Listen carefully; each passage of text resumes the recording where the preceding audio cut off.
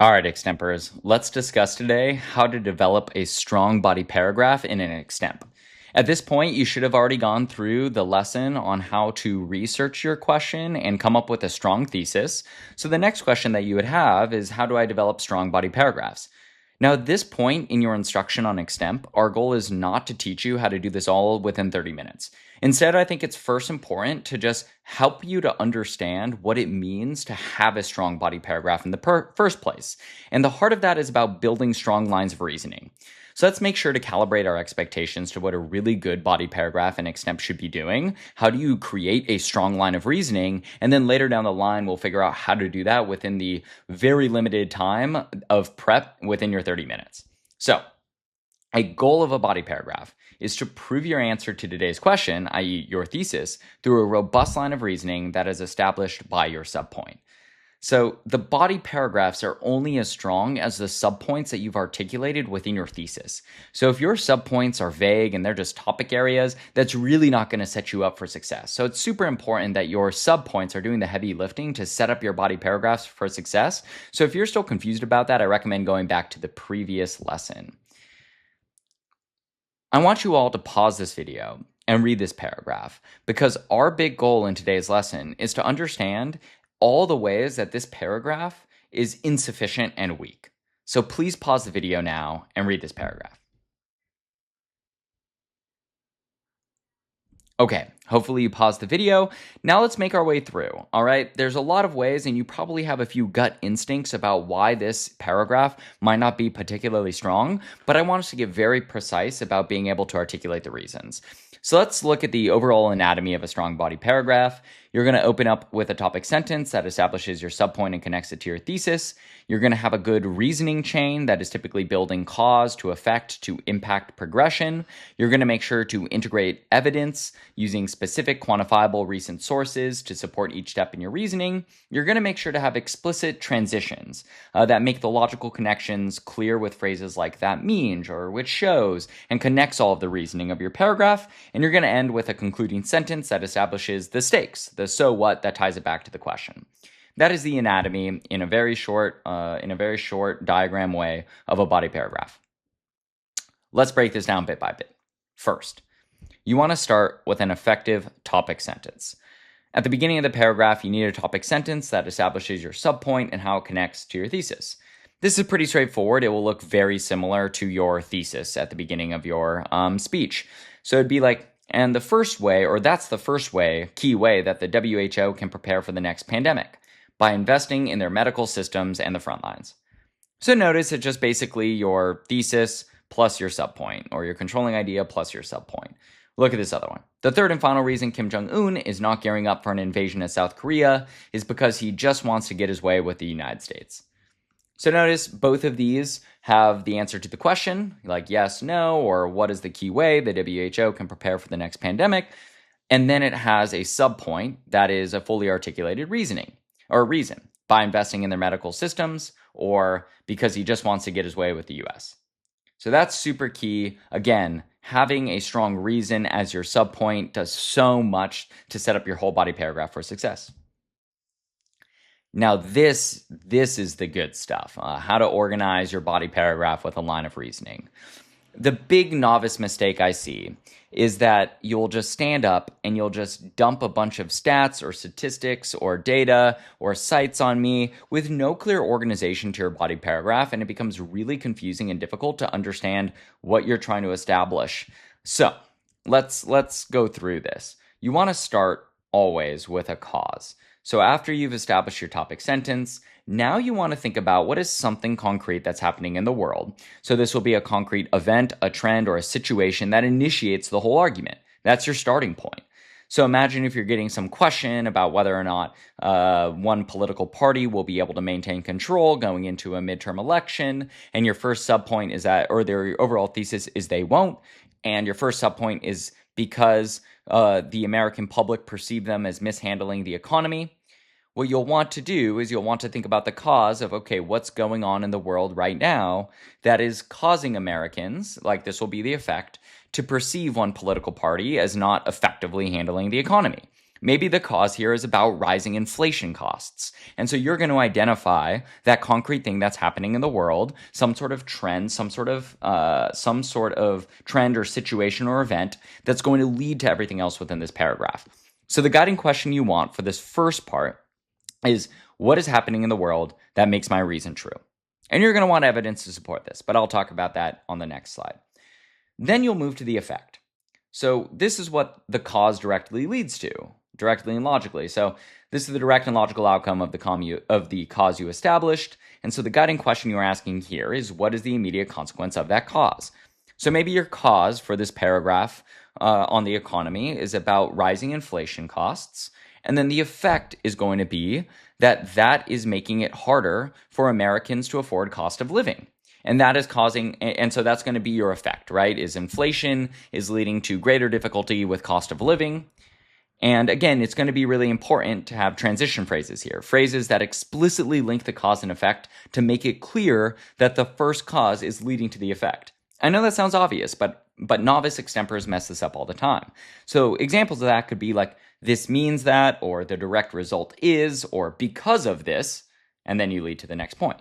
And finally, you lead to the impact. So why does that effect matter for the world, the region, the United States?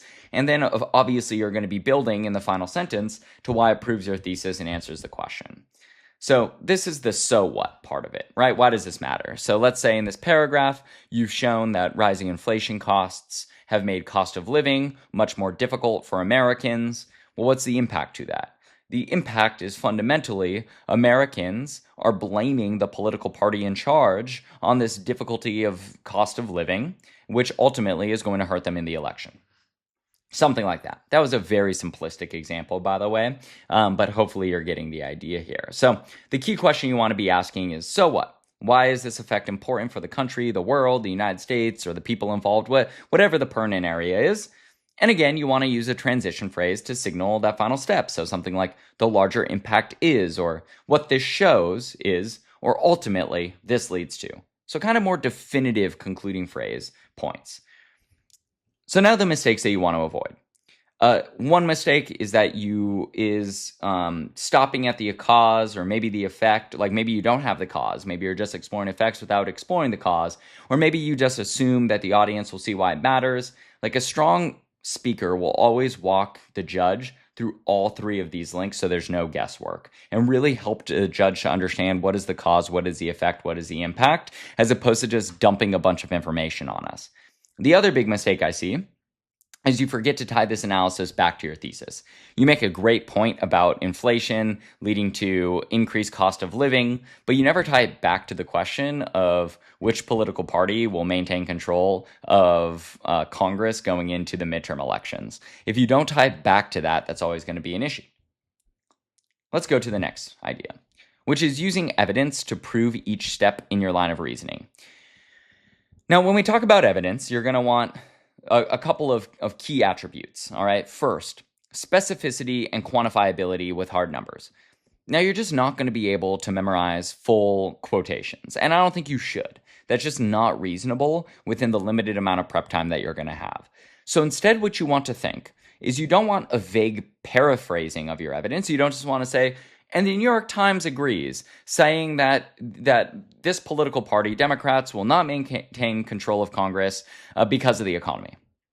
That's so vague that doesn't really do anything to actually provide a specific reason or support to back up your points. So instead, you want something specific and quantifiable. And I'm going to show you examples of that. But if you can find a stat, if you can find a number, something like that will always do much better than just a vague paraphrasing of ideas.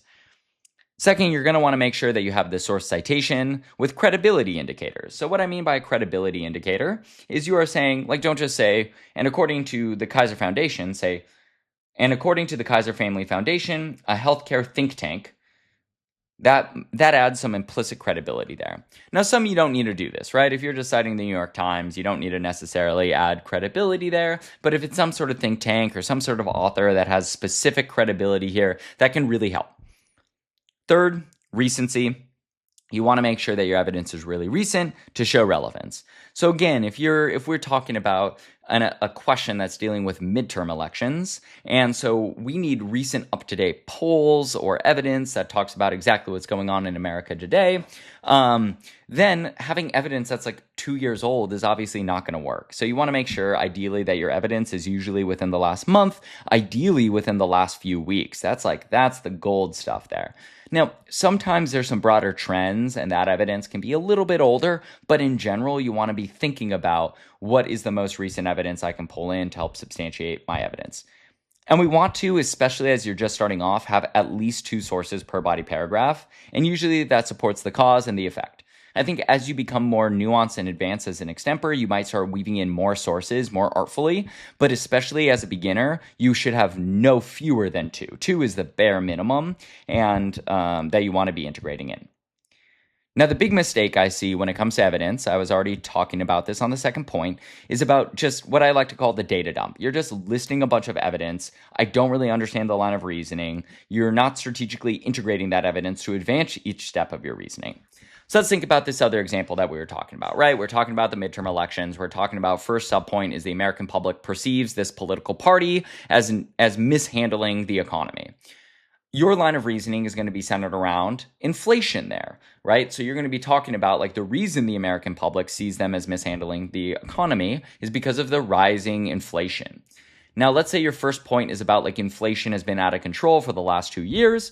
This is a great point to now weave in some evidence where you say, for instance, the Economist notes that for the last 2 years, inflation has increased at a rapid pace of 12% per month, which is the highest rate of inflation since the 1970s.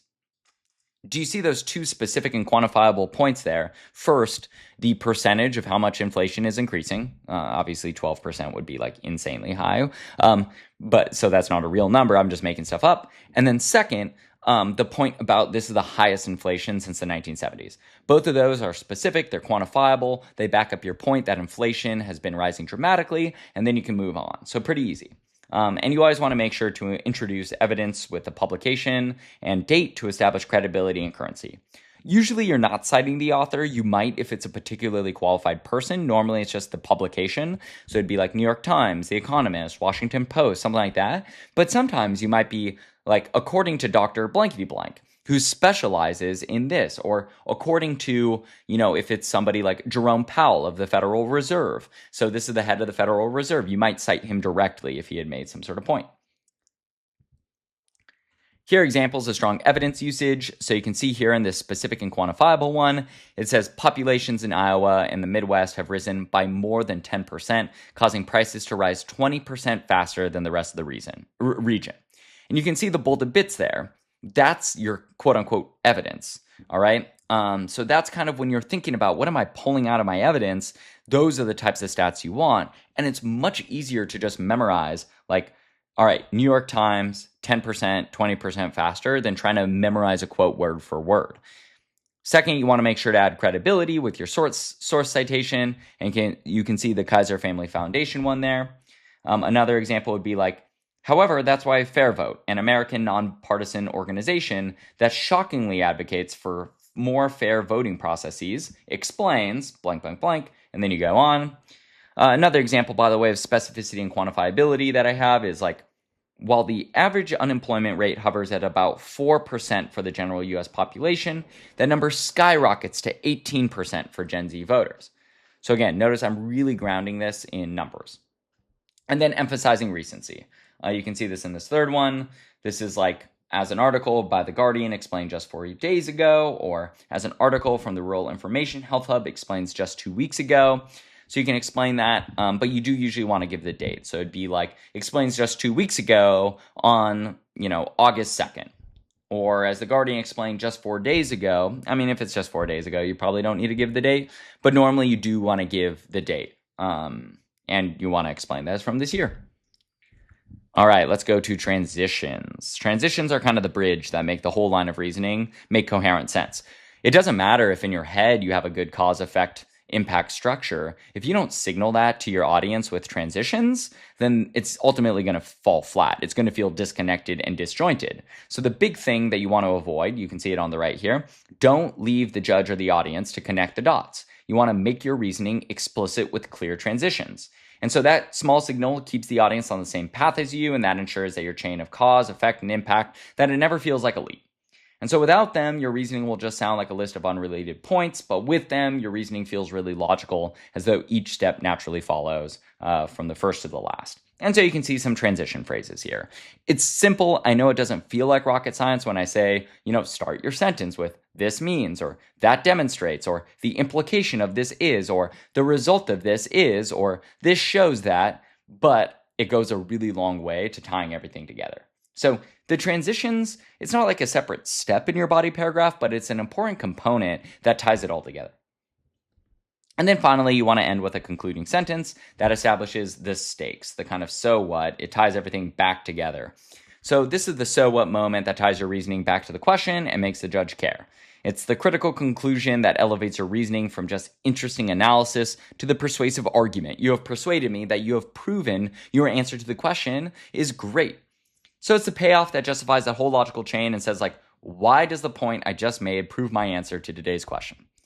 Think about any writing class you've been in, especially English classes. A core idea that is stressed again and again is you have to link your analysis back to your thesis or your controlling idea. This is the same thing here. So here's a little formula. Now this is a little clunky, but I think get at the conceptual framework that this formula is getting at, and that will help you.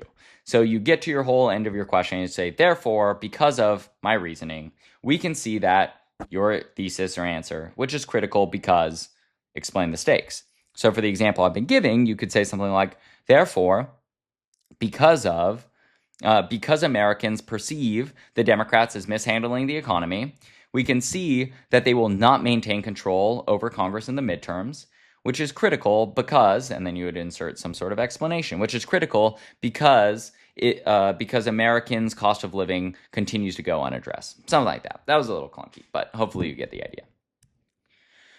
Finally, the elite level. This is not something that I expect you to get as a brand new novice. But I think as you continue to practice this, the more that you can integrate this, the more that you can separate yourself and make yourself stand out, which is adding humor and rhetoric to highlight your reasoning. So, and you've seen this in all the national finalists that you've looked at. They have great jokes throughout, and they especially open their body paragraphs actually with transitions that are humorous. So the more you can do to layer humor or rhetoric to highlight your reasoning, the more elite you will seem. And that doesn't mean random jokes. It means using clever lines or vivid metaphors or well-placed humor to underline your logic. So look at this example that was from a national champion speaker. He said, but third, American President Donald Trump once said that with regards to negotiations with North Korea, he likes to touch and feel his way through negotiations, which is pretty surprising. I mean, the last time he tried to touch and feel his way through negotiations, it didn't really go very well.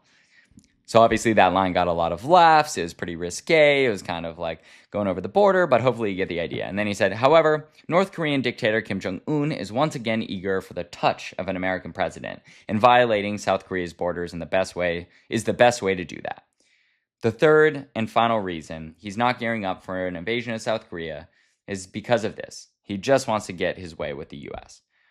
So notice, it builds logically, it doesn't feel forced or out of place, it's pretty funny, and it just shows a level of mastery. So that's the elite level. Again, for maybe your first couple of extemps, you don't necessarily have to do this, but definitely once you're trying to become a competitive member of the team, you're gonna want to reach for this level to add humor and rhetoric to really make yourself stand out. Common pitfalls to avoid. These are the big mistakes I see novice speakers make when it comes to their beginning extemps. First is what I like to call fact stacking. So that's just stating evidence without explaining how it supports a claim. It's just kind of like dumping a bunch of statistics or a bunch of points without really explaining the underlying logic or warrants, the justifications that connect facts back to the conclusion. Second is a logical leap. So this is like jumping from A to Z without really explaining the steps in between. Again, you always got to walk the audience through every step of your reasoning. Don't assume that we understand why A led to D, but you just jump from A to D. You really got to explain every step of your logic chain. Assumed warrant, this is kind of similar. Like a warrant is just a justification. That's believing the connection between the evidence and the claim is obvious. It never is. Again, this is the same point I've been making now kind of 3 times in a row. Explicitly state the logical connection every time. Always explain your line of reasoning. Always use transition phrases so that your audience understands what exactly your line of reasoning is, and go through it like that. Fourth is missing thesis connection. This is just failing to connect your analysis back to the thesis. I know that sounds silly, but like literally, I would say probably 70 to 80% of novices chronically forget to connect it back to your thesis. Your speech on whether or not one political party will maintain control of Congress in the midterms. Body paragraph 1 is on the economy. I've seen freshman speakers, they just talk about the economy for one body paragraph. They never connect it back to the midterms. Finally, correlation versus causation. This is a classic logic issue, but I see it all the time. Just because two things happen at the same time doesn't mean one caused the other. A classic one that statisticians love to point to is whenever ice cream sales go up, gun violence also goes up. And obviously, ice cream sales going up is not the root cause of gun violence going up. In fact, they're both linked to summer. Heat has actually been linked to higher rates of gun violence, and there is much more interesting research on the causation there. But obviously, just because ice cream sales are going up because it's summer doesn't mean that that ice cream sales is causing gun violence. So you got to explain the causal mechanism that connects your evidence. You need to have a good justification for why your cause leads to your effect, which leads to your impact. You can't just presume that. And so if you avoid that, that will help to strengthen your argument. Well, all right. Now that we've learned all this, let us return back to our example, okay? So if we come over here and we take a look at this example, let's zoom in here. And I recommend now you pause and reread this paragraph now that we've gone through this. All right. What are the big issues here? What are the big issues? Let's take a look. So first, we can see a vague topic sentence, right? We just need to look at AI and productivity. That's obviously incredibly vague, right? What is the thesis? What is the subpoint? What is the line of reasoning? I don't know, but I see a lot of novices just state their topic sentence in this vague way, often because they're sort of struggling with fluency, but again, we want to avoid this. Next is fact stacking and a meandering structure. You can just see here, there's no clear line of reasoning, there's no cause, effect, impact. It's just kind of stating a lot of points about AI and what's going on there. Third is we get to a conclusion, but it doesn't really have an effect or impact. It just sort of like abruptly ties things back. At least it ties it back to the question that like AI is making things more productive, which proves it's not a threat to our economy. You can see the question is obviously like, is AI a threat to our economy? So you can see here, we got fact stacking. We got no causal chain, no cause effect impact structure. We have a lot of irrelevant details, like we're mentioning the combined GDP of China and India or the specific names of Google and Microsoft's AI projects. And that's adding length, but it's not really advancing the core argument about the US economy. It's filler that's distracting from the main point. Or if it is essential, it's not explained why.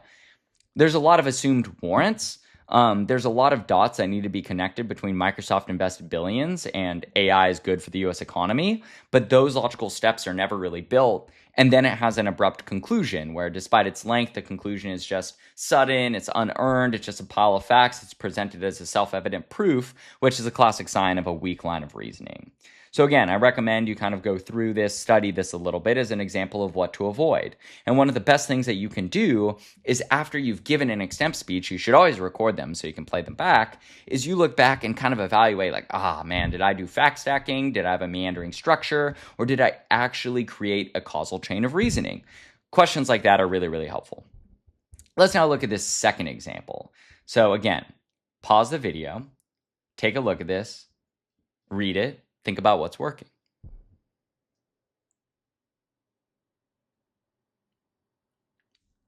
Okay, hopefully you read this and you were able to think about what is working well here.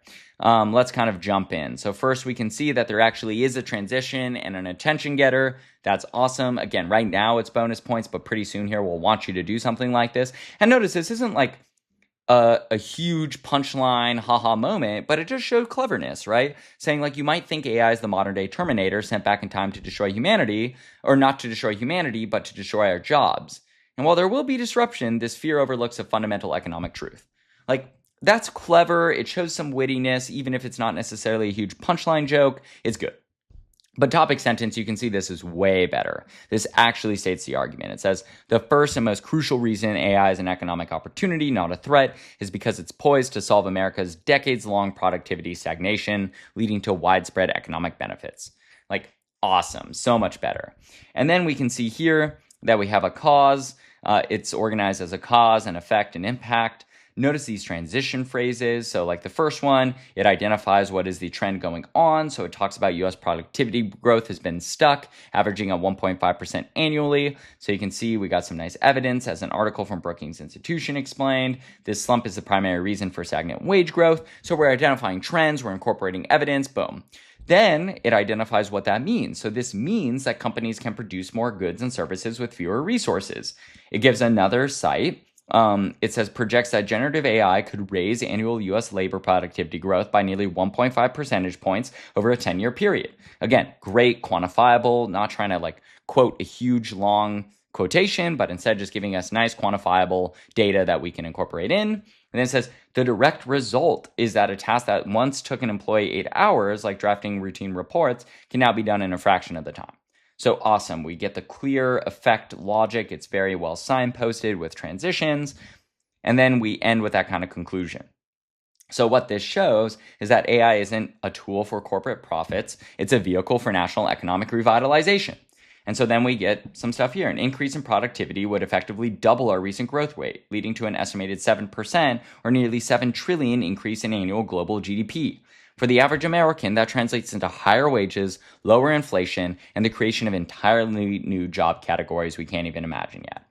And so then we get, at the end, a nice concluding sentence that establishes the stakes. You say, therefore, by breaking the cycle of stagnation, AI directly addresses one of the core sicknesses of the U.S. economy, proving it is a powerful opportunity for growth, not a net threat. So hopefully you see here all the things that are going well. Clear topic sentence, clear cause effect impact structure, clear integrated specific evidence, good explicit reasoning with transition phrases, and excellent stakes in the concluding sentence at the end. That's how you want to do it. My final gift for you here is an outline template. Now, you will never use something like this when you're actually, once you become fluent in creating an extemp in 30 minutes. Again, the goal of this lesson is not to teach you how to create that full unit in just 30 minutes instead, or that full body paragraph. Instead, this is a really nice visual graphic organizer to help you as you are understanding how to create a strong body paragraph and understand what a good topic sentence looks like, what a good cause looks like, what a good effect looks like, what a good impact looks like, what a good concluding sentence looks like. So we're going to have you use this for some opening assignments, but just know this is really not real world. You would never, never, never in prep time be able to type up your full thesis, type up your full topic sentence, type up your full cause, type up your evidence source date, specific quantifiable data point, type up your full effect. Like, this is just not real world. But I think it is worthwhile to go through this once or twice as you are beginning your extemp journey to really understand the standards of what a strong internal structure and what a strong line of reasoning is for extemp. So hopefully this lengthy video was really helpful in breaking down all these components of a strong extemp. I think it's really, really useful. You'll see in this document that I'll have linked for you, I'll actually have access to the Notion guide that I use as my notes for this entire unit. So that will hopefully help, as well as this presentation that I used here. Good luck as you begin your extemp journey.